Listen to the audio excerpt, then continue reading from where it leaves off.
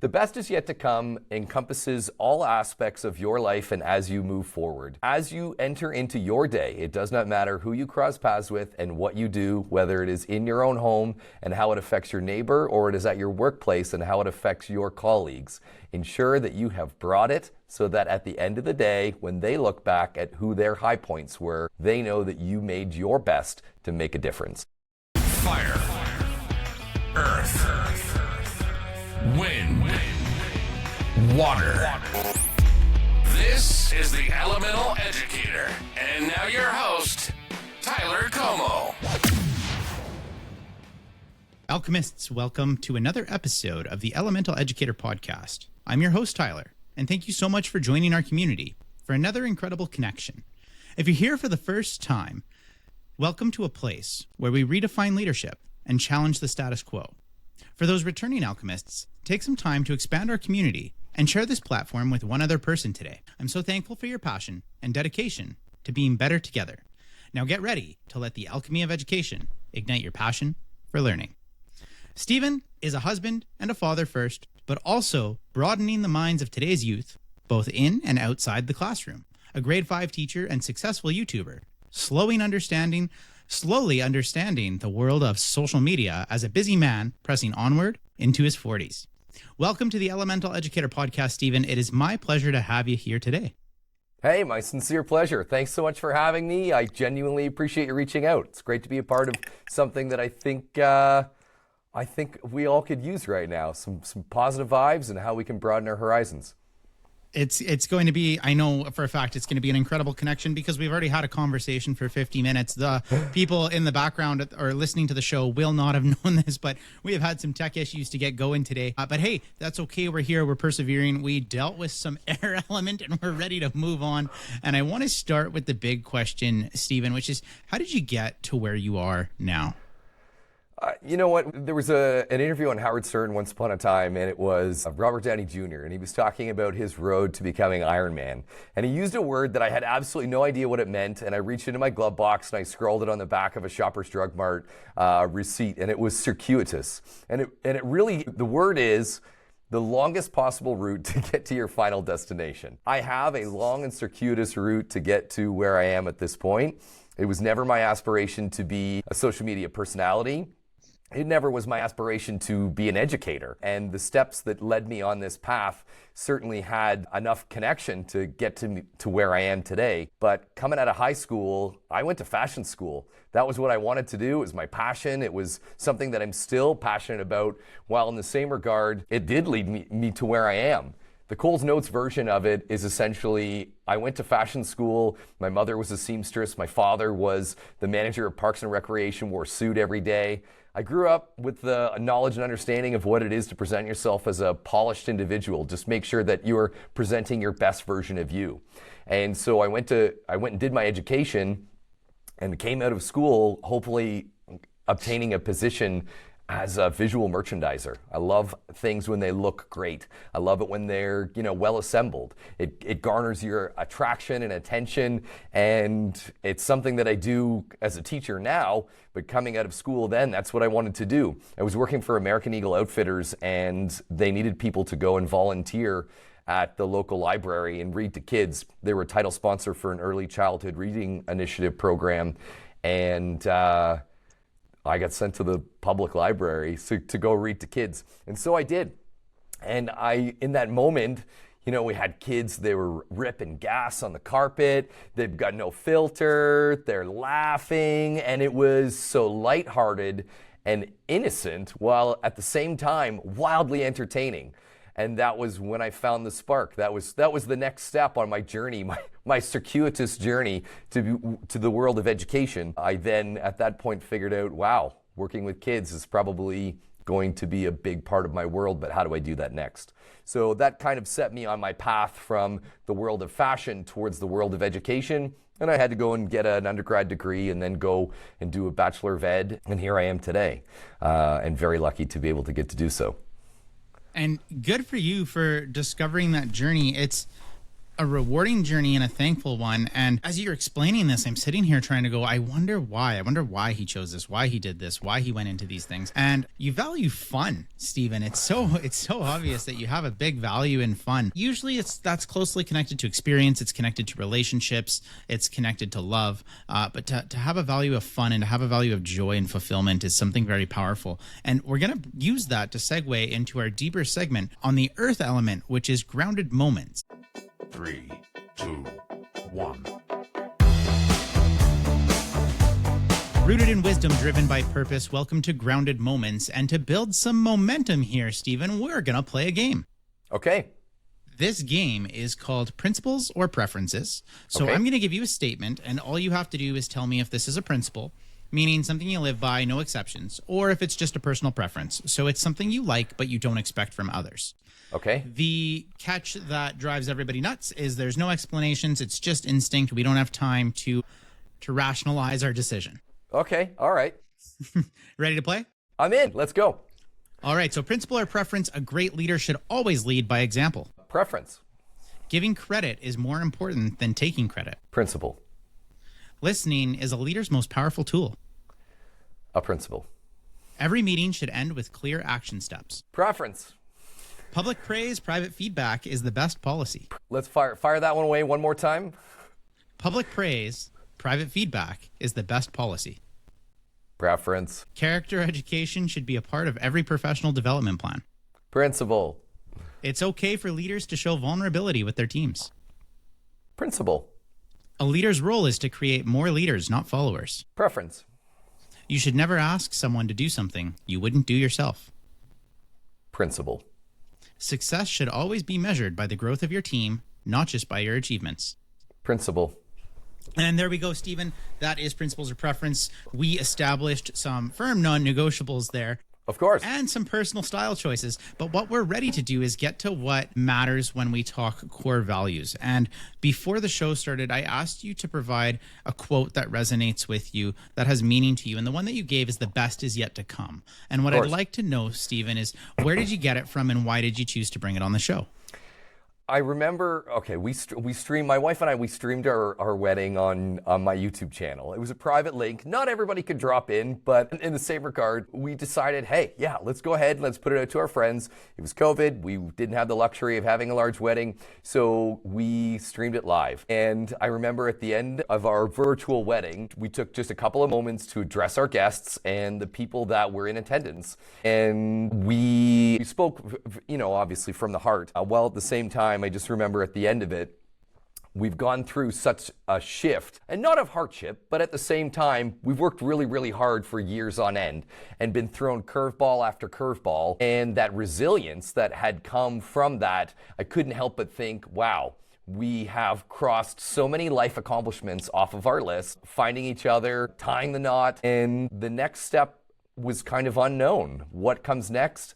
I'm not sure, but I looked directly in the exact same camera that I'm looking at you in right now. And I said to our guests, rest assured, the best is yet to come. And that's something that I have continued to apply not only to my own life, but also I tell the kids in my class that regularly. And it's also something that I love to write on the end of greeting cards and thank you cards. I think that as we look forward, we should always be looking up. There will, no doubt, and always be moments where we are faced with adversity, while in the same regard, if we can look at it with the lens that, yes, today is challenging, but tomorrow will be another opportunity, then quite frankly, the best is yet to come. And that optimistic perspective of the glass is always half full just sets people up for hope. It sets people up with drive. It sets people up for excitement, right? It's the idea of we can go out and achieve great things, and once you've done it, guess what? There are still great things to achieve after that. So you can always keep going. Now, how does it show up for you in your workflow right now? The work-life balance for me is a challenging one, and I think that pressing onwards will always be a part of the adult life. You continually take on and take on and take on, and finding that balance is so key and so essential, especially when you've got to be supportive to your partner, be supportive to your family, and then also do a service to your career. So I think as far as like a day-to-day goes, I think that we always have to ensure that we bring it as far as my career goes, and if we want to cycle back just to the career, it's our job, it's my job every day to come into work and ensure that I have brought it to ensure that the kids in my class have a positive experience and have an enjoyable experience too. May every day be a learning opportunity so that every day is better than the last. And these kids need to be able to see that learning is fun. I hate to tell you, but there are classrooms that are not fun. We should get to come to school every day and have a fun time. And if I can trick them into learning something in the process, well, then I've done my job. So as far as the best is yet to come, it applies to all facets of our lives, not only in the world of education. It doesn't matter what field you work in, whether it's food, service, industry, transportation. As I said, many facets of education. You should be able to make that effort each and every day where you come and you bring it so that the people that you interact with walk away from that moment and think, wow, that was terrific. And instead a barista look at me and say, we're making an effort each and every day so that when people look back at their day and think, what was the high point? Coming and getting a coffee is going to be on that list. So right. I think we could all really apply that. If we applied that to every day in some way, some days, our glass is half empty, or at least our energy bar is below 25%. But if we can apply that to each and every day, we're making a difference, we're making an impact, and truly manifesting that notion of good things are coming our way. Yeah. I totally agree. And what a great message. Steven, have you heard of an elevator pitch before? I'm not familiar with elevator pitch, no. No, so the idea of it is when you get in an elevator with somebody and you're going up to the floor, you get about 10 to 20 seconds with them. And usually on a business standpoint, people will pitch their idea in 10 to 20 seconds to try to sell themselves or a product to somebody. So the elevator pitch is you only have a very short amount of time to convince people about this. Okay, and all right. What I want to do is take the quote that you gave of the best is yet to come, and I want to give you a 20-second elevator pitch to the audience about why this is the best thing for them, okay? Okay, sure. Whenever you're ready. It's very Don Draper-like. Okay, let me dial in here and see what we can churn out. The best is yet to come encompasses all aspects of your life and as you move forward. As you enter into your day, it does not matter who you cross paths with and what you do, whether it is in your own home and how it affects your neighbor, or it is at your workplace and how it affects your colleagues. Ensure that you have brought it so that at the end of the day, when they look back at who their high points were, they know that you made your best to make a difference. Ooh, that was pretty good. Have we reached the fifth floor? Are we there? Or are we on the 20th? That was great. The elevator got stuck and I need to hear that for another hour. That was awesome. Now, with this, when we say the best is yet to come, usually a good time to use that is when people are faced with adversity, which actually brings us to our next segment on the air element and headwinds and tailwinds.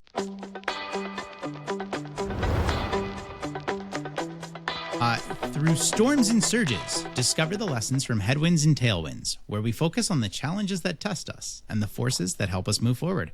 And you bet, Steven, we are going to play another game, and this one is called Make It Worse. Okay. So I'm going to give you a bad situation, and your job is to just take it to the next level. We're going to make it that much worse. Let's see how bad we can really get here, okay? Okay, sure. You're leading a professional development session, and your slides won't work. Your fly is down. You introduce a guest speaker at a staff meeting and completely butcher their name. You say it wrong the second time as well.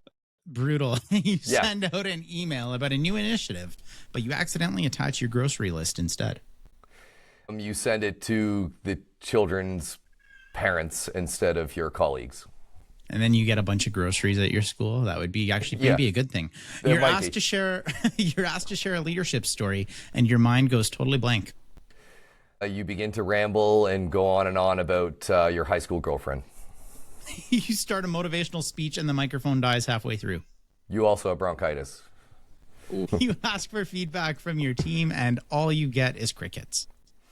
You provide them with positive reinforcement and no one reciprocates. And you show up to a leadership meeting and realize it's actually a team building trust fall exercise.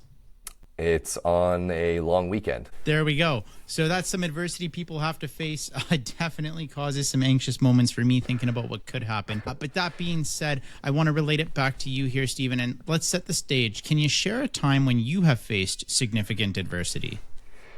We're all just doing our best to get from day to day and to be able to provide for the people we love. We both have young families that I know about you, and we want to be able to provide nothing but the very best. I wouldn't go as far as to say that my wife and I have experienced economic hardship. We both have good jobs, and we both work very hard to be able to ensure that we have the resources that we need to be able to get by. But I think much like anybody, and it does not matter what country you live in, the last couple of years have provided some difficulties and some challenges. We are certainly no stranger to that. And I'm not looking to be a martyr here in any way, shape, or form, but we bought a house, had a baby, had moved very quickly into single income, and our variable rate mortgage ended up $1,600 higher than we had anticipated for the better part of a year and a half. We took a look at our finances and we decided that we needed to do something that was going to be impactful enough that would make a difference. And unfortunately, that fell on me. Unfortunately and fortunately. Again, I'm always happy to do my very best to provide for the people that need it the most, whether it be the kids in my class or my own family. So I went and got a part-time job, and I worked for 10 months last year on the weekends. So I worked 7 days a week, and to be able to bring it for the kids 5 days a week, Monday to Friday, and then go and work on the weekends at an appointment-based junk removal service, it was tough. It was very tough, physically demanding, mentally strenuous, and I'll explain why in a moment, but also the knowledge and understanding that my wife was tending and taking care of our household and our daughter without me to help her out also was such a blow to not necessarily the esteem, but a real bummer would be an excellent way to describe it. So I was running 7 days a week. She was holding down the homestead, but working that weekend gig with not fixed shifts. You could go in with the expectation that you might work 6 to 8 hours, but then you've got bookings. Again, it's an appointment-based junk removal service, and so you might end up rolling for 14 hours, both Saturday and Sunday. And to press on through that for 10 months, did it all through the summer. If there's one thing teachers love and people love to say about people that work in the world of education, well, you get summers off. Yeah, we get summers off. It's great. It's amazing. I did not have that luxury this past year, and I kept on rolling. What I will say is the physically demanding part was fine, that I could work with. And I'm saying this certainly with respect to the people that I worked with. They were just people that I crossed paths with, and I would like to say were some of the most vibrant, eclectic people that I will ever work with in my entire life. In that, some knew that I worked in the world of education, some I chose not to share, but when you spend 14 hours a day with somebody that you have nothing in common with, that makes for an incredibly long day. So the drive, the motivation, the determination that came with that particular job. And you might be thinking, like, why did you seek out a position like this? You do web stuff, you seem to have, I've got a broad range of talents. I'm very, fortunate and lucky to be able to say that. I needed a job that I could go to and punch in and punch out that carried absolutely zero responsibility other than go to the job, do the job, leave the job, and then go home. Hours on end driving. Again, you're with people that you have no common ground with. And did I form good working rapport with them and relationships? Of course. I would be foolish not to, while at the same time, rolling all day, every day for 10 months is a lot. And I think what I gained was not only an understanding and a greater respect for people that do all year, every year, grind and work 7 days a week or the bulk of the year. I gain an awful lot of respect for those people. Additionally, some of the places that I would go in and clean out, it wasn't always bougie and it certainly wasn't always polished. So the things that I had to see, got to see, were subjected to, made me appreciate the things that I have that much more. And there certainly were days where I would get emotional about what I saw. Neglected homes where there was obviously evidence that children once lived there, and from what I gathered from the people that lived around there, were taken away because of ill treatment or whatever, and working in the industry that I work in, it certainly was a sobering experience. And a day to day where you never really knew what you were going to experience. You might be in a rundown, disheveled, hot mess. You may also be in a $5 million lake home in Muskoka. So certainly adventure was always around the corner, but if I look back on that experience, I don't think that I will ever have had one that would be that demanding on my ability to persevere. And I made it. I applaud and regularly speak so incredibly highly of my wife because she was the one that held it down at home. And there were days where it didn't look like I would be able to make it. Actually, there was one day where I passed out in the parking lot of the walk-in clinic because I had run myself ragged to the point where I'd ended up with pneumonia and I just wasn't taking good care of myself, got trucked off to the hospital in an ambulance, which was, bar none, one of the most embarrassing experiences that I've ever had. But did it help me continue to build and develop my sense of resilience? Most definitely.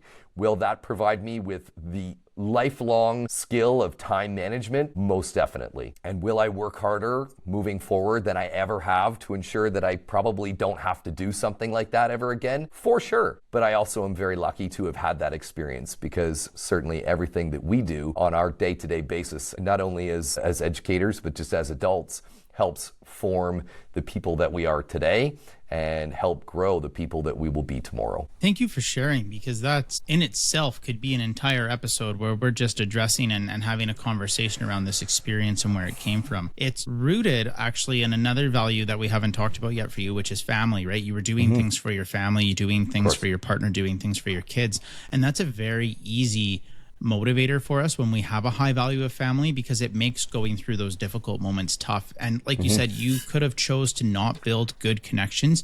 You would have not had an enjoyable time in that workplace, and you might have not had an enjoyable time, but it was a little bit better there because you were at least on good terms with the people around you, and you did it all for family. So it made getting up, it made going there, it made talking with these people a little bit easier, even though you knew this was not going to be a permanent thing. You were able to push through it.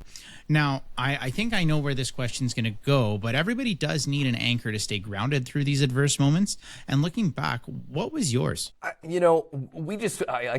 said it once, and I'll say it again. We want to do good by the people that deserve it, that are deeply rooted in our lives as being, the people that provide us with the structure that we need, and the values that we are raised with allow us to press onwards, when we are encountering stormy seas.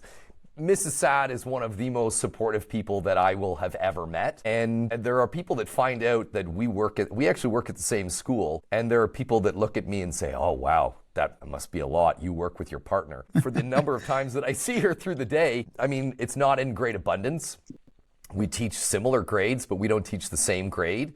But if we should all be so lucky to have somebody that we can look towards that doesn't necessarily work in the same industry as us, but that provides us with the motivation and drive and everyday get up and go that makes us want to be the best version of ourselves. It's a great teacher quote, be the best version of you. But certainly my wife is that person. I've known her for a very long time, just over 20 years, and we've been in other relationships and eventually managed to find our way to each other, but it hasn't always been easy. We know it won't always be easy. And as people who kind of came to the realization that, oh yeah, you know what? I actually think I would like to have a family with you.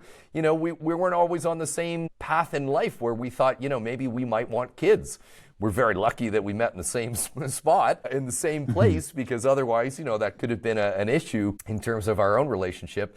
But at the same time, we both have found ourselves on this path of growth together. And whether it be, covered in rust and trash and, because you've been just grinding all day, throwing out other people's things, or you're at home raising what I would say is one of the most well-rounded little people that I have ever met in my entire life. You're doing what you need to do for the people that mean the most to you. And hopefully those are values that we are able to instill in the kids that we teach every day. share a lot of my own personal life with the kids in my class. Certainly not things that, that are inappropriate. I share things that I feel are relevant and important to them, because if they can take those life lessons along and see, oh, okay, well, he's working himself ragged, but at the end of the day, he goes home to somebody that he cares about, then I like to think that I'm doing the right thing for my 9 to 5, Monday to Friday, because then I'm further and reinforcing that, what I'm doing is the right thing when I go home and I get to have time with my family. And I suspect a lot of people feel that way. What you're doing there too is you're teaching something a lot more valuable to these students than say what's on their curriculum, and you're teaching them the value of family, you're teaching them the value of relationships and experience. And if they can get that and adopt it as a value for themselves as well, I know we're in the air element and we're talking adversity here, but if they can relate to that and say, hey, I'm going through adversity right now, maybe I can lean on my family a little bit the same way Mr. Saad's leaning on his family, right? That can create a very, very healthy environment where you're now educating young minds on how to push through adversity and become resilient and do it with the people around them that they care about. Now, with the adversity we face, with the job that you took on, it often also brings about change. And usually that headwind leads to lift. And I've talked about this in my last couple episodes, how headwinds usually lead to lift, like if you're on an airplane. So as we segue to that, we start to talk about change. Small shifts, big waves. This is Ripples of Change, where we dive into the power of embracing change and making waves that last. And we're going to play another game here, Steven, called Here's the Trick. I am going to give you a situation that people always have advice for, and you have to drop one piece of advice that actually works. Whether it's serious, unexpected, totally unhinged, no generic answer. I want the secret to what we need to do here, okay? We'll try to keep them short and sweet as well. So we'll start with the best way to build trust with a new team is... Be honest and straightforward, and don't be afraid to tell the truth. If you want to encourage leadership qualities in others, the trick is... Show your flaws so that they understand that you are human too. The real trick to getting people engaged in a meeting is... Laugh as often as you learn. If you need to make character education relevant, always... Practice what you preach.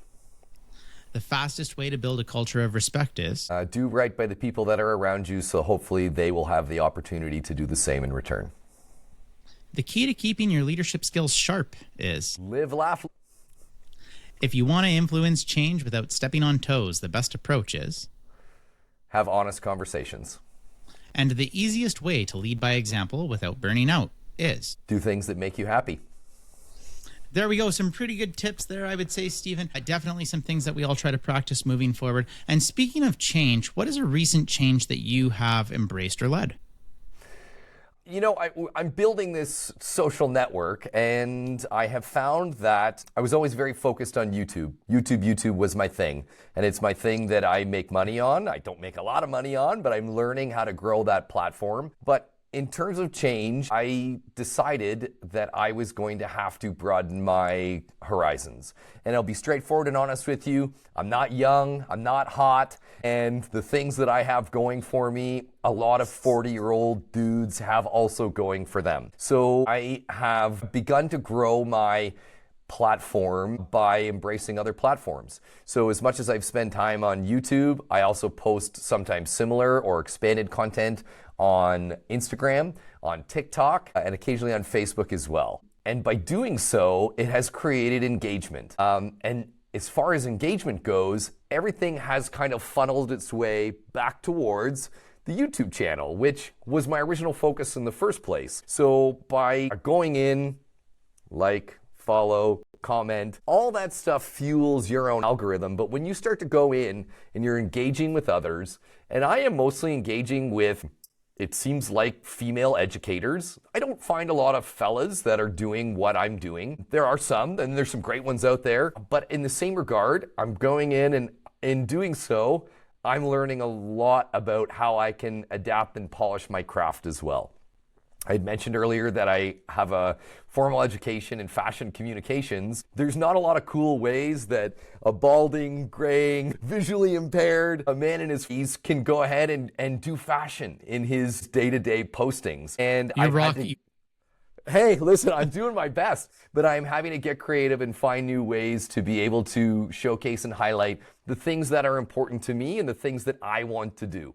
So broadening those horizons for me is something that I'm leaning in hard to it. It takes a lot of time, and I'm finding ways to find the time for it. And sometimes it's no more than 10 minutes a day, but to go in, find new accounts, find educators that are working hard to move their needle on how they're growing their own socials. I never thought, okay, yeah, you're going to be a social media personality. And again, I stated it purposefully in my intro today. I'm a husband first, I'm a dad second, and then comes all those other steps. But if I can find efficient ways to be able to expand the Mr. Saad brand, then I'm just gonna keep on rolling. So as far as change goes, it's embracing the new. I create the short form content. I create the character ed content, which is really the foundations of the channel. But rolling into and accepting all of that, sort of what the young kids are doing and figuring out how to do it my way. That's kind of what I'm leaning into right now. And good for you. And it's a scary thing, and you're doing it well. The key to what you said for me is the engagement, right? You're looking for the conversation to be had through your social media with these people. And that's exactly what this platform is here, is we're trying to build a community that engages and talks with each other and responds in the comments and wants to establish those interactions and connections so that we can just work on being better together to, like I said in all of my intros, unlock our potential and challenge the status quo. Most awkward moment for me in starting was when one of my kids was like, "Hey, I found your content." And you're sitting there and you're like, oh God, okay, I wasn't meant for you when I made it, but what'd you think? And they just said, well, I swiped through it. And I said, did you at least like it or comment on it? Yeah, they did at one point. And so it's a balance between that, right? And you know, this is a big change for people to take on something and put themselves out to the world. And it usually comes down to two key moments. And I talk about this a lot on the show right now. And it's the first step we take or the final move. And being a content creator, we're not at the final move, but what was the first step you took to initiate this? It was creating the channel. And creating your channel and putting out your first video will forever and always be the most difficult thing that you will do as a content creator, at least as far as I'm concerned. You know, we sit and we nitpick and we are trying to be meticulous about what we are putting together, and we want it to look good. We want it to sound great. We want the lighting to be perfect. Have I got too much shine on the top of my head? Is the glasses reflecting? These sorts of things are all those factors that are holding a lot of people back from putting something out there. I've never been shy to, I want to say, embarrass myself. Maybe not necessarily embarrass myself, but put myself out there in a place where I can be vulnerable and available to critique. And it's a huge learning curve, and you find your niche as you continue to put things out there. And so creating the channel, finding it, picking a name, finding the right platform for you. Should I be posting on multiple levels? When we talk about kids finding our content, it's important to remember that's where they are anyways. So if we're putting stuff out there and we're doing so with integrity and we're doing so with professionalism, then we're doing something that they will probably either want to do, try to do, or aspire to do. So I started putting content out on YouTube. It was during a lot of learn from home. It was stuff that I couldn't find. I fell into character education because I was a prep teacher, and I was having a really difficult time finding honest, genuine videos that taught the virtues and values of how to be a well-rounded good person. And boy, we've got enough examples right now in our world of things, what not to do, to be able to go out into the world and kind of slam into people with a lot of negative vibes. So it's always been my goal to bring it and to bring that positivity. So that's what I started creating content on, was character ed. And I did my very best to do so in a way that I thought was honest. I'm not a Blippi. I'm not I know that's a younger generation. I'm not Miss Rachel, but my goodness, can they ever count those dollars? So what they're doing is great. Yeah. But in the same regard, how can I do so with genuine sincerity? And that's what I've kind of tried to do. Right. And you've got to be open to accepting feedback. You've got to take the good feedback with the bad. I once had some people rip into me on a Facebook group where I had made a video things were pretty turbulent in the world. And so I went out to a main boulevard in my community, and I had a sign. On one side it said, "Have a great day," and the other side it said, "Positive vibes only." And I thought, okay, cool, let's go show some love to just the cars driving by. And I had music playing, I was dancing a little bit, I had my sign out, I'd flip it. It was really, really positive. I loved it. The people shredded me in the virtual world. Positive vibes only. You're inferring that people are only supposed to feel positive vibes. How dare you lay this toxic positivity down upon me? And I thought, my goodness, this is heartbreaking. This was not my intention. And how do you deal with that feedback? You can either fire back, you can apologize, and in that particular instance, I took it down. And I think I regret that. I've learned an awful lot since, but the resilience and thick skin that you need to be able to also develop, because everybody's going to have an opinion. The only opinion really that matters is your own at this point. Because how do you feel about what you're doing? Yeah, you're guiding your craft, right? And just as you might make modifications to this show as time goes on, from what I gather, you have, but new segments, that's right, yeah. Yeah, and I dig it. So, as we grow professionally, whether it be in our career or in our pastime, we need to be able to figure out what that's going to look like for ourselves. Take that positive and negative feedback where and when you can, but also take it with a grain of salt. And I've made changes on my show as well. I talked before the show started that I've got some new segments that aren't live yet. And actually, at the time we're recording this, it's a Sunday, and the Monday approaching is when people will hear the new segments for the first time. So I'm really excited to put that out to the world. But I've also, you're totally right that starting is the hardest part. And I look back at my first video and I go, oh my God, I wish I never put that video out there. But I also look back at it and I go, oh my God, I'm so happy I put that video out there, because the community that I'm building has seen me grow from where I was to where I am. And the best is yet to come, right? That's what we're going to come back to, is that quote is their best is yet to come. Now, and with that, I've learned some things. Like I was posting on X, I was posting on TikTok, I was posting on Facebook. I've actually dialed back a little bit to focus. I want to make the YouTube content. I want to make Instagram very solid. I dialed back my TikTok and I don't have it anymore. I dialed back X, I don't have it anymore. I don't post on Facebook, but I turn on the Instagram thing that says throw it over to the Facebook, because I want to prioritize. For sure. Where can I have the conversation? And the conversation for me is YouTube through comments, Instagram through comments and DMs. And I didn't understand TikTok DMs or anything like that enough. So I was like, I can't really, the conversation on TikTok was very, very minimal to me. It was just people liking and scrolling through, and say that I'm here for the conversation. Right. And so my priority fell to conversation platforms. And again, if you're pulling anything from this as well, let's continue the conversation. And you can email me, Tyler@elementaleducator.com, and we can continue that conversation. And maybe you're the next guest as well to come on the show and have that face-to-face virtual conversation. I love that. In regards to the post you shared, there is nothing wrong with positive vibes only, because whenever I have a kid or an adult that's made a mistake, and people say, what are you going to do? What are you going to do about it? How are you going to discipline them to show the world that this wasn't okay? And I said, well, we make mistakes all the time. And how we respond to those mistakes is our choice, right? And we actually have a choice to learn and show growth, or we have a choice that we are going to reject an opportunity to grow and be a bad person moving forward. And if that's the road that people want to take, then that's when we move down more of the traditional disciplinary actions of you need some time away, you need to leave our building from now, you need some sort of remediation process. But if somebody recognizes that they made a mistake and they're looking to grow, especially as a kid or somebody in the education world, right? We actually have an obligation to help that person grow and be a leader and show them. Positive vibes only isn't a message that you always have to be happy, right? And I just had a conversation with a psychologist, Will Fox, who was on the episode before this one. And we said, it's not the job of a parent to make sure their kid is always happy, but it's their job of a parent to help their kid through whatever it is they're feeling, right? And you can choose to show up in a positive way and do that. So positive vibes only doesn't mean always be happy. It means approach things with a positive mindset, right? Which was the goal, for sure. And it's actually interesting that you say that, because I was reading something just recently where I think it's called emotional lifeguards, where we don't allow children to experience their emotions. I don't know if you're familiar with that at all, but the moment a child gets upset, what's our go-to? What's our immediate, oh, don't cry, don't be upset, it's okay.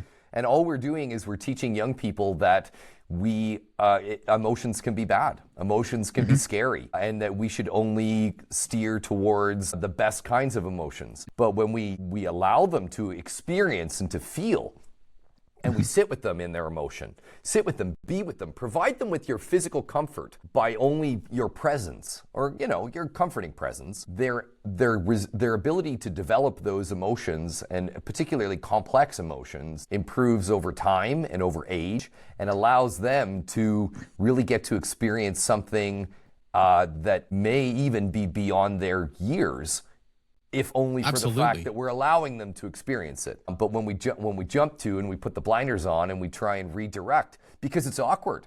I mean, when your child throws a fit in public, you either try and shut it down, or you pull them away from the situation so that you can get down on their level. We need to allow them to feel. And when we're able to do that, whether it's at home, whether it's at school, whether it's at the grocery store, it doesn't matter where, when we allow them to feel, we allow them to grow. And the more we can allow them to do that their coping skills develop. And I think that I would even go as far as to say, as far as learning deficits go, coping skills right now, at least for me and what I see, are one of the things that kids are lacking the most. But with every instance where it is lacking, we can also provide reinforcement, we can provide opportunities for growth, and modeling as well. I don't know about you. I don't know, have you ever cried in front of students? Have you ever gotten emotional? Of course. Yeah. The shock and awe that they feel when they see you have that heavy emotional response. I was reading The Wild Robot probably about a month and a half before my daughter was born, and just as emotionally raw as one could be, and I couldn't continue. And the kids were taken back. And I remember at first my immediate impulse was to turn away. And I thought, no, what an opportunity for them. And I let her rip, and that was fine by me. And I think that becoming a parent has allowed me the opportunity to be emotionally vulnerable, but also allow the kids in my class to also see, hey, emotions are beautiful. And the more you ride that wave, the broader your sort of scope of the world is around you, and you're able to roll with the things that come your way, whether they're expected or unexpected. Didn't let her rip on the carpet though, right? Just to be fair. No. That was back in my kindergarten days. I taught kindergarten for a while, and listen, that's a day-to-day occurrence. This makes me think of before I got into education, I was a tennis coach. And whenever a kid would get hurt, either in a summer camp I was running or with a lesson, my instinct was always, if I can make them laugh, we'll recover faster. And I think with injuries, it's a little different. If you can make somebody laugh, you can show them it's not okay. Or you can show them it's okay. Whenever a kid falls on the playground, the first thing that we usually try to tell people to do is cheer for them. Say, wow, that was so cool. You look so silly. And because they look for the reaction. And if they see somebody going, oh my God, they're going to start to cry and they're going to play into it. That changed the first time I had a kid come to me and tell me that they were depressed or they were sad or they were angry, because my instinct was no longer, I'm going to make you laugh so that you forget what you just told me and that it's okay. We're going to acknowledge what was happening, right? And once we acknowledged it, maybe we can work through and build some skills. So when you feel that way, we have some strategies, not where you're dependent on me to make you laugh, but you're dependent on yourself to get yourself through it. And you show yourself that you can get through it. And there's a video that I showed staff, and it's a funny one, and I've seen it a few times actually since, but it's called Nail in the Head, and it's a video of these two, a man and a woman having a conversation, and the woman's complaining about headaches, migraines, feeling like she's got all these things going on in her life, and you turn to the front of her, and she's got this massive nail in her head, and the guy is sitting there just going, I think if we just took out the nail, you'd be okay. And she pushes back, and she says, it's not about the nail. You just need to listen to me. So he does, and then she feels better, and they play on it a little bit where she talks about snagged clothes, and at the end of the day it was a joke, but the message behind it was that when somebody is going through something, we always want to push a solution onto them, right? We want to say, here's what, oh, you're going through this, here's this. Oh, you're going through this, here's this. And there's also clips of a doctor just randomly prescribing things to people that come in. One of the most powerful things I've done, even just this week I did it. So I had somebody share something horrible, absolutely horrible. I couldn't even imagine, right? Having to go through this. And I sat there and I just said, that really sucks. Yeah. And I can't imagine what that was like. And I haven't lived that and I haven't gone through that. But while you process it, I'll stay beside you and you can talk to me and we can try to unpack it together. But at the end of the day, I don't have an answer that's going to make that better. But we're going to come up with a way to get you through it because the best is yet to come. Totally. Right? Totally. And that approach, you know, it was huge. And the person comes up to you after, they go, thank you so much for just being there. Right. And I could have easily just entertained the person, moved on and figured something out. But what we did was we created a skill for them to take adversity they were facing and try to enact some of the change to push forward on it. Now, with this conversation, Steven, people worry that change won't last. What's one thing that you do to make sure that change becomes a part of culture rather than just a passing trend? You know, I've talked about my YouTube channel, and I think that the virtues of character education should be embraced by everybody. And I would say they probably are on a subliminal level, but also that change that we need, not only as adults, but, you know, everybody, comes from building our own toolkit of coping mechanisms. It comes from expanding our horizons through experiences that allow us to be a little bit raw every now and again. And the things that help us through that, to help build our ability to cope, are essentially and will always be the foundations of your character. And it doesn't necessarily have to be your good character. It could be your growing character, your burdening character. It is the things that come our way that help us to develop our own skill set. So when I promote videos that I make, and I've got a lot of videos that do really well that are from the COVID days. The production value is awful, the lighting is horrendous, and the audio quality is for trash. But the virtues remain the same. So the virtues of teamwork, of perseverance, of cooperation. The video that I have for integrity is always my top performer over and over again. I made it in the dead of winter. It was a cold, gray day. Again, the wind was blowing. I had to wait for the wind to stop blowing to be able to get my lines out, to be able to record. Those virtues and values are embedded within us, and the more we continue to practice them on a day-to-day basis, the more it becomes embedded in our identity and who we are. And as we continue to broaden our horizons, you may understand the virtues of cooperation on their most basic sort of foundations or fundamentals, but learning to cooperate with the people around you, particularly people who are difficult, people who resist change, people who resist working with others that have differing opinions, that allows us to show personal growth and allows us to change. We've got enough difference of opinion right now in our world to last us a lifetime. I'm working on a video right now about patience, tolerance, and understanding. And I want to put it out there in the most honest way, but at the same time, I know that I can't put it out there in a too honest a way because generally my content is for kids. But one of the things that I think both adults and children alike could use a healthy dose of is patience, tolerance, and understanding. For Absolutely. Traffic in the street, for people with differences of opinion, we've got a lot of difference of opinion right now, and we don't have to agree with it, but we should do our very best to respect it. And it's okay to tell somebody, listen, I don't necessarily agree with you, but I see your perspective. And I will maybe will never adopt it on myself, but I get it, and I get where you're coming from. Yeah. And you can walk away from that, and hopefully, you know, we can absorb a little bit of that. But I'm trying very carefully, that content. It's going to hopefully come out this week, but I'm hoping that it's going to be a top performer because we need a good, healthy dose of it in all aspects, all facets of life right now, of people of all ages in all corners of the world. And the message you're sending makes me think of the quote, hard work beats talent when talent doesn't work hard, and showing up consistently in this fashion, in this manner. And the ability to persevere and be persistent on something is how we're going to ingrain those changes and make them become habits that we want to keep seeing through.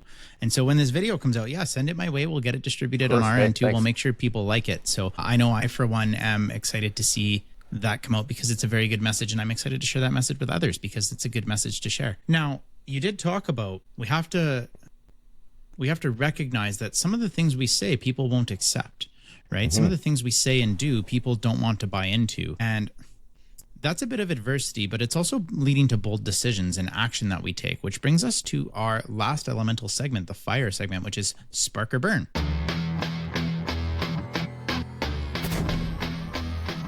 Ignite your ideas, face the flames. This is Spark or Burn, where we talk about bold decisions, big risks, and the fires that either spark success or burn lessons into our memory. And Steven, we are going to play our final game today, which is called Final Answer. Just like principles or preferences, I'm going to give you a high stakes decision and you have to lock in your answer immediately. No explanations, no takebacks. We're just going to commit and own it, okay? Okay. Except this time it's a this or that. Which one would you choose? Okay. Okay, are you ready to play? I'm ready. Come on down. Let's do it. All right, 10 high stakes decisions here. Would you rather lead a team of experts or a team of beginners with fresh ideas? A team of beginners with fresh ideas. If you could only choose one, praise in public or feedback in private? Feedback in private. Would you rather have endless patience or unlimited creativity? Unlimited creativity. If you could focus on one, character development or skill development?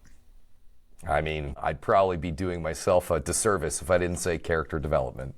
There we go. I knew that one was coming. Would you rather always be the first to speak or the last to speak in a meeting? Last to speak in a meeting. If you could only mentor one person for a year or a group of people for 1 month? A group of people for a month. Would you rather handle a challenging project with full autonomy or a simple project with tight supervision? The first one. If you had to choose consistency or adaptability as a leadership trait, which one would you pick? Adaptability. Would you rather be known as a leader who inspires or a leader who executes? A leader who inspires. Yeah, executes could be taken out of context. I agree with you. If you could only work with people who are incredibly honest or incredibly kind, which one would you choose? I'm going with kindness. We need lots more. Yeah. Yeah. Yeah. Honesty for me might be the one where I would pick there, but other than that, we were pretty similar, and so Yeah. we learned a little bit about some big decisions that we had to make. And what I want to know from you, Steven, is can you tell me about a time when you made a bold decision or took a major risk? Yeah, I like to say that I didn't choose teaching. Teaching chose me. It was never my dream. It was never my hope, goal, or aspiration, but it found me, and I'm so lucky that it did. And I'm from a small town in northern Ontario. It's about 3.5, 4 hours north of Toronto. And I finished my teaching degree, and I jumped in with both feet right when a rule got put in place about seniority. So seniority was the very most important thing that you could have within this school board. And I decided, okay, I'm investing in this school board and I'm going to put in my time. And 7 years rolled around and I was still a supply teacher. That's a lot of years to eat it as a supply teacher. Even as LTO, I only had LTOs, long-term occasionals, the last 2 years of that 7 years. And to go in every day with uncertainty to work in a new place. And by the end of obviously the first couple of years, I built a good sort of base of schools and had a wonderful working rapport with thousands of kids across these schools. But at the same time, I wasn't where I wanted to be professionally. We all are kind of looking towards that next step. Okay, I got to get my permanent job. Then maybe once I get a permanent job, I can buy a house. Then once I've got a house and I've got my life partner, I can get married and start a family. And everything works almost very sequentially. And that's just how my brain worked at the time.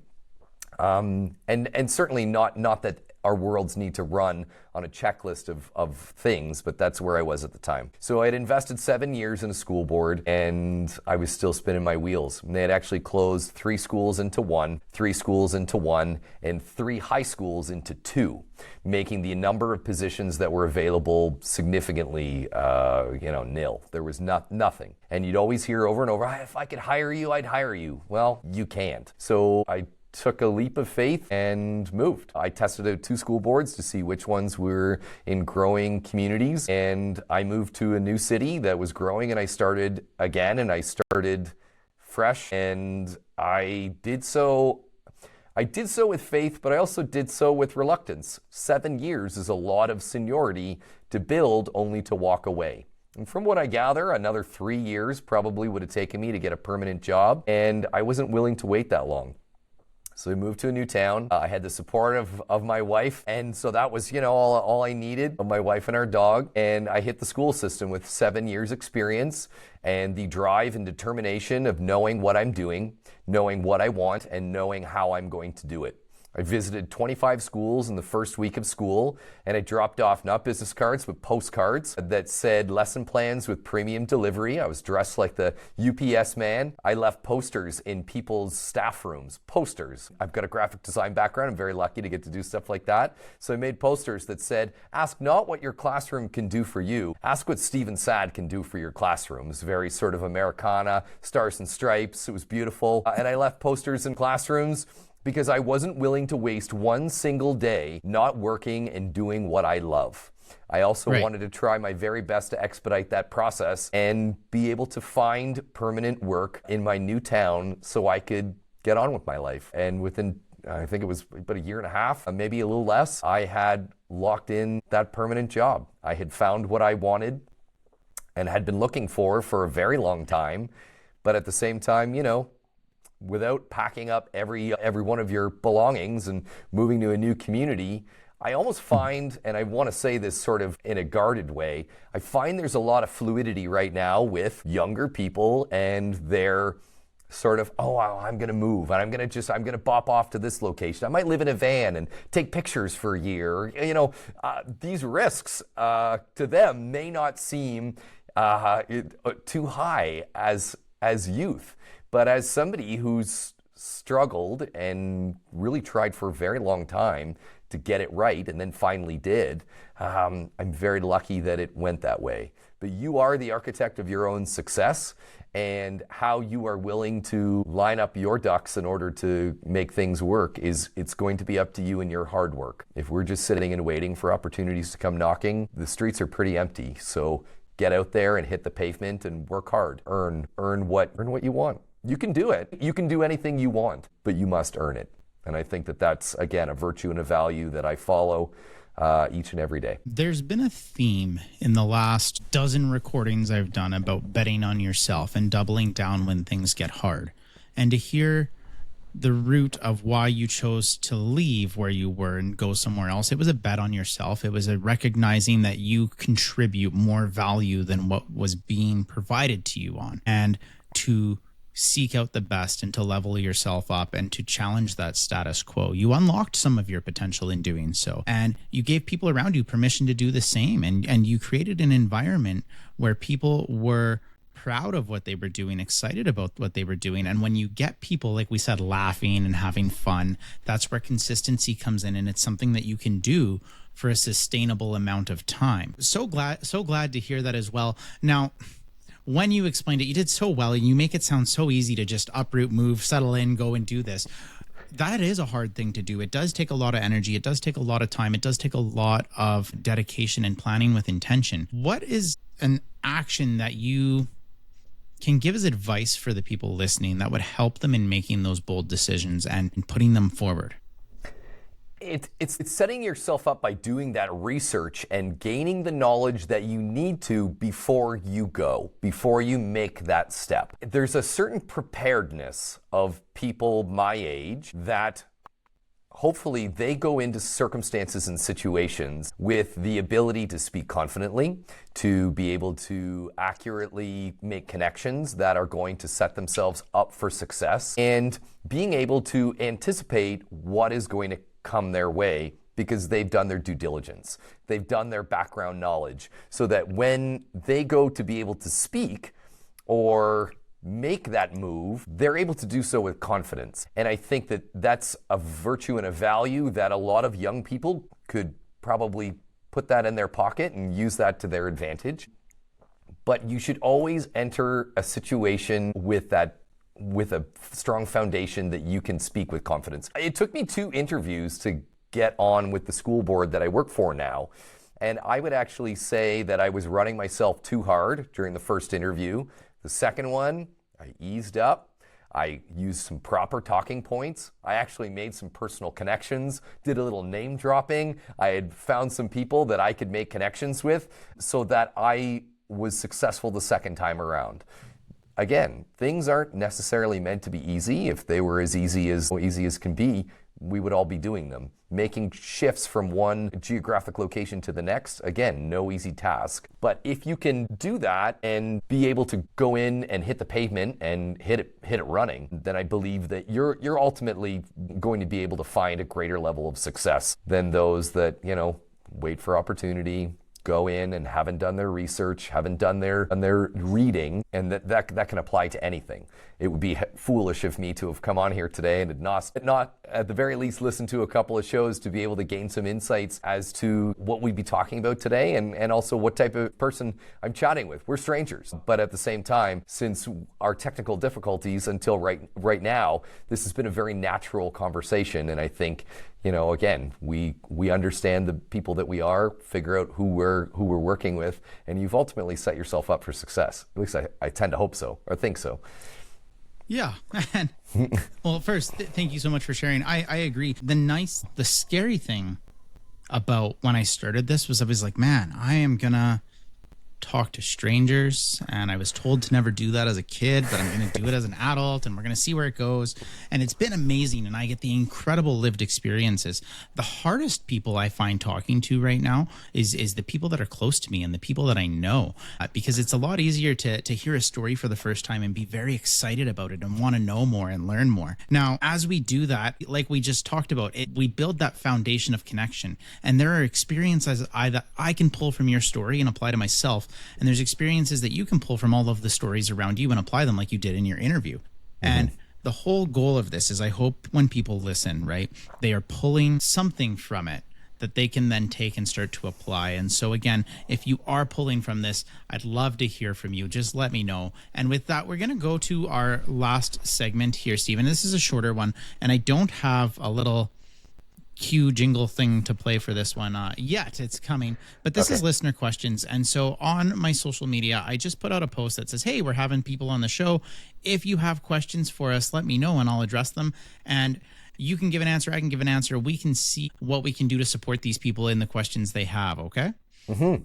So I've got two actually on the post here that I put out yesterday for you coming on the show. And the first one says, how do you remain positive and grounded in the wake of all of the negative news? About 2 years ago, I decided I was going to stop reading the news. And it was very difficult for me because I love to know what's going on around me. I love to know what's going on in the world around me. I walked away from reading I like to read the paper online, like to visit websites with current events. And so I just decided I can't do this anymore. And I didn't. I left. And I stopped watching. I love to watch the monologue. Jimmy Kimmel, Jimmy Fallon. I love the monologue. I love to know what's going on. I love to laugh. And in the same regard, I decided, you know what?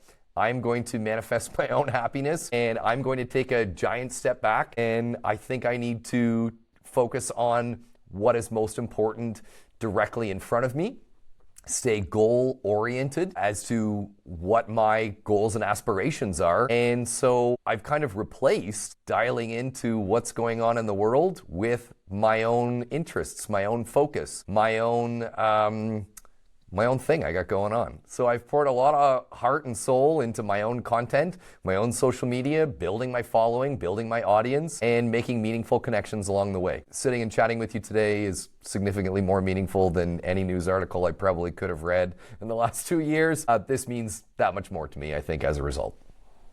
I appreciate that so much. My response is a little different from yours, but it's going to actually fall on a similar theme. I would be lying if I said I don't follow the news very, very heavily. I track it as much as I can. I like to know what's going on in the world. Now, with that, I come back to what I said earlier, which is we can't control the actions around us, but we can control how we respond to it, right? And so the listener that sent this in, you are right. There is a lot of negative news out there, but I get to control how I respond to that news. And sometimes my response is I'm just disregarding it and it's not important to me right now. Sometimes it's things that are horribly wrong with the world and that are making massive impacts. And so you look at Well, I'm choosing to respond by looking at what can I do to help? What can I do to contribute? What can I do to try to be a part of the solution instead of contributing to the problem?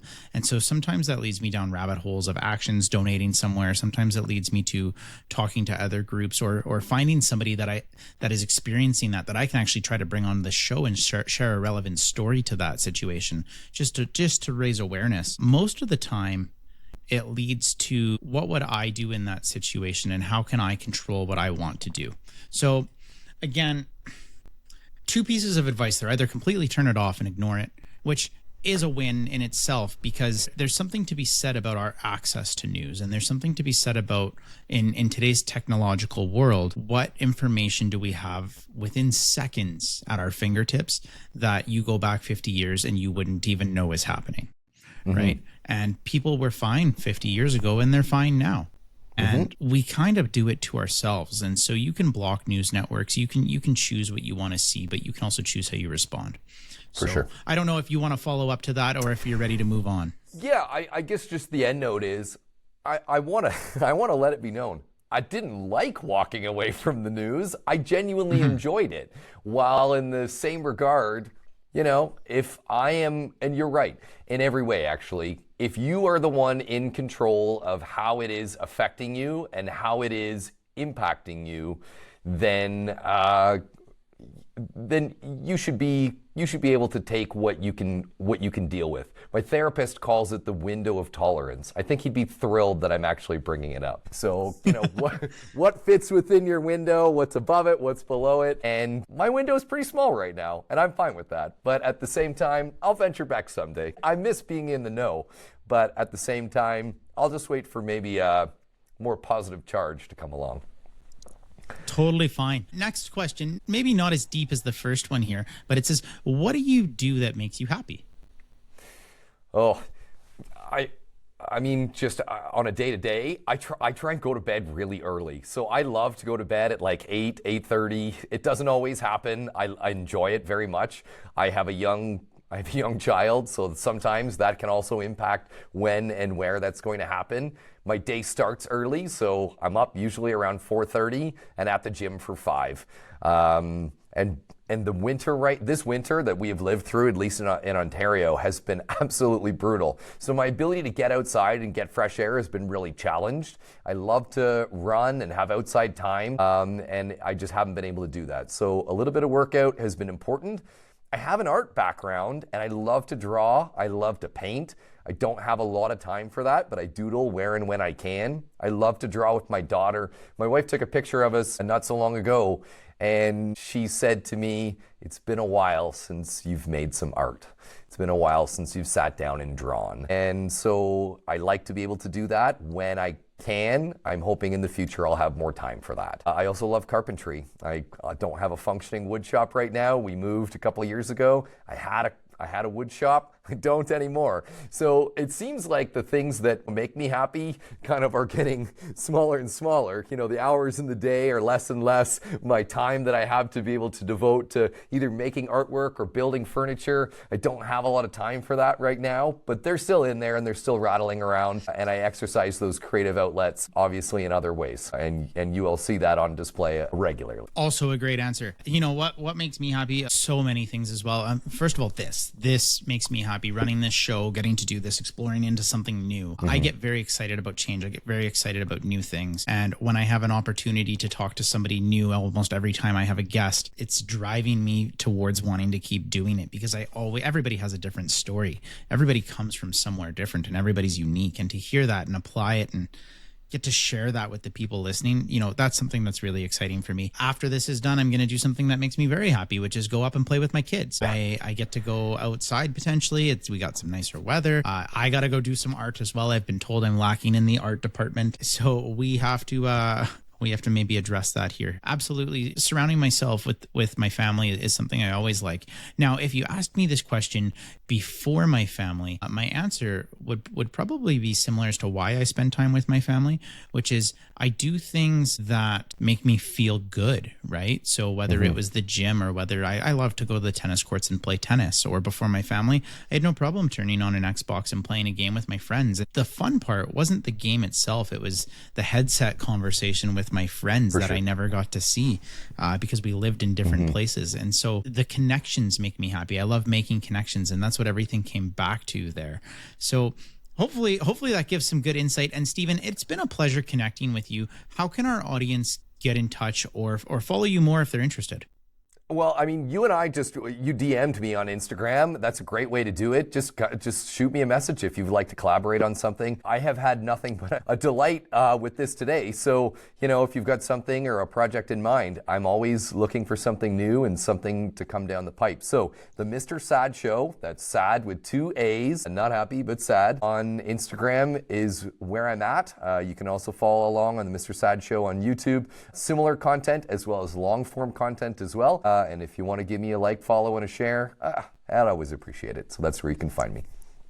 And, one thing that I've moved away from too is instead of I don't ask like follow or share anymore. I actually give a specific video. So if somebody's coming to check you out for the first time, where do you want them to start? The long form content is my bread and butter. I just put one out all about, I'm going to put out the one in the not so distant future about patience, tolerance, and understanding. But resilience just came out. I'm up to my elbows in snow, and you can check that one out. We had, I think, 4 straight days of snow, and I decided, I'm going to go ahead and I need to put something together, because what's more Canadian than shoveling out your driveway and just dealing with, 6-foot tall snowbanks? And so that's a new one that I've got, and you're more than welcome to check that out. And if you dig it, sure, drop me a little comment in there.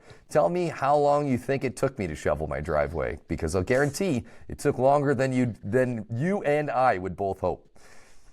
There we go. And alchemists, if you want quick links to any of this to go check out the channels, just check out the show notes of this podcast. We'll link the recommended video as well. And as always, as we wrap up our episode, I want to take a moment and just share my appreciation for your listenership. You are the reason that the show exists. We're here to hopefully inspire some conversation between you, unlock your potential, and enable us all to challenge the status quo. To dive deeper, just remember we do have a monthly newsletter for scholarly insights, actionable strategies, and an in-depth analysis of each episode. You can also just reach out to my Instagram or email me at tyler@elementaleducator.com for more information.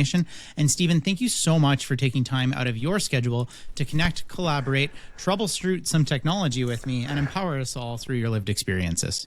My absolute pleasure. And let's end it similar to the way we started it. I have absolutely no doubt in my mind, the best is yet to come. There we go. There we go. You've been listening to The Elemental Educator. We hope you've enjoyed the show. Make sure to like, rate, review, and subscribe. We'll be back soon, but in the meantime, find us on Instagram, Facebook, and X at Elemental Educator.